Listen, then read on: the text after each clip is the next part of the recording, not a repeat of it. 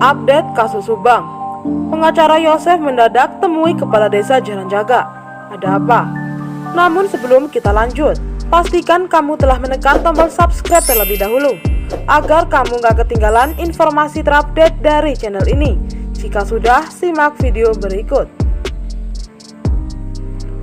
Kasus perampasan nyawa ibu dan anak di Subang, Jawa Barat memasuki babak baru. Diketahui sebelumnya, sudah 2 bulan lebih sejak jasad ibu dan anak ditemukan, sampai saat ini pelakunya belum juga terungkap.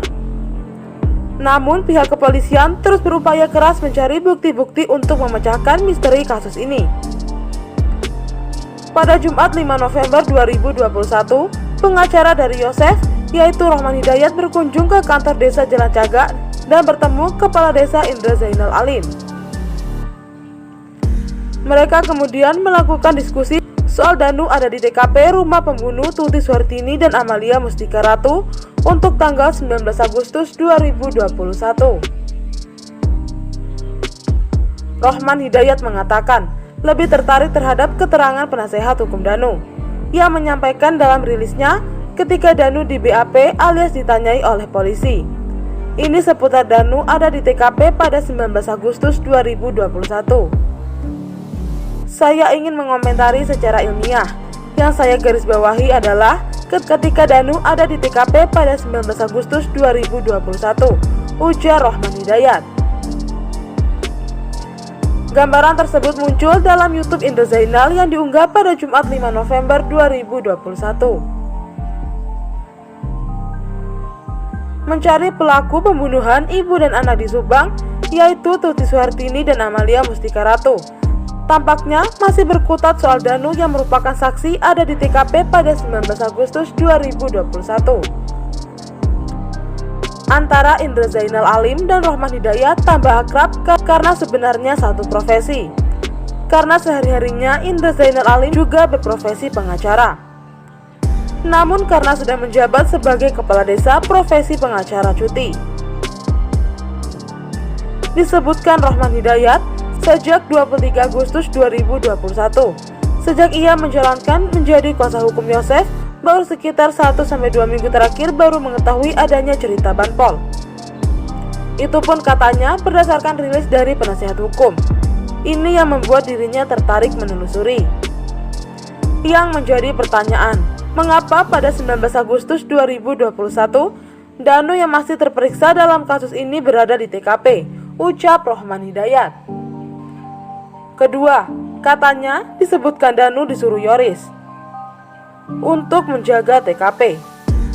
Mengapa Danu disuruh oleh Yoris, padahal lokasi itu sudah diberi polis line do not cross lah alias dilarang melintas, tanya Rohman Hidayat. Menurut dia, dalam persoalan ini sudah terjadi overlapping. Pertama, ketika suatu lokasi menjadi TKP, sudah polis line dipasang. Di situ adalah kewenangan penyidik. Rohman Hidayat menilai ketika Yoris menyuruh Danu mengawasi TKP itu sudah overlap.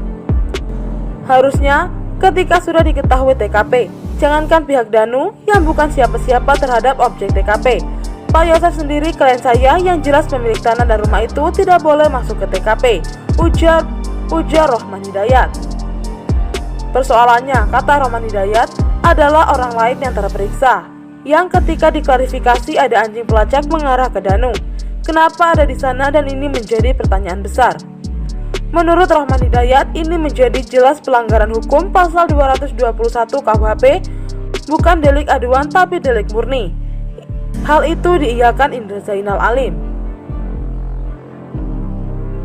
Namun ketika Danu menemukan sejumlah barang bukti ketika membersihkan bak mandi, seperti gunting, kaca, dan lain-lain di TKP, sebenarnya itu bisa menjadi petunjuk bagi polisi. Bisa saja perkara ini menjadi berlarut-larut karena ada orang di luar penyidik datang ke TKP. Saya berharap polisi jangan mengambil keputusan yang mengambang. Tetapkan saja Danu sebagai tersangka melanggar pasal 221 ayat 2, setidaknya jelas kapasitasnya, ucap Rohman Hidayat. Juga dikatakan Rohman Hidayat, nah, kalau Danu memang ada yang menyuruh, siapa yang menyuruhnya? Kan ada pasal 55 yaitu turut serta, katanya. Karena itu menurut Rohman Hidayat, yang menyuruhnya harus ditetapkan sebagai tersangka, juga yang disuruhnya, ujarnya. Menanggapi keterangan Rohman Hidayat, kemudian Indra Zainal Ali mengatakan sebelum ada oknum Banpol itu Danu tidak masuk ke TKP, tapi ia ada di luar, memperhatikan. Terlepas itu mau apa dan maksudnya apa, kita berpikiran positif, ujar Indra Zainal. Kata Indra Zainal, kemudian Danu dipanggil oleh Banpol untuk dimintai bantuan untuk membersihkan bak mandi. Gimana nih tanggapan kalian? Cantumkan di kolom komentar ya. Dan terima kasih telah menonton video ini. Jangan lupa like, comment, and subscribe.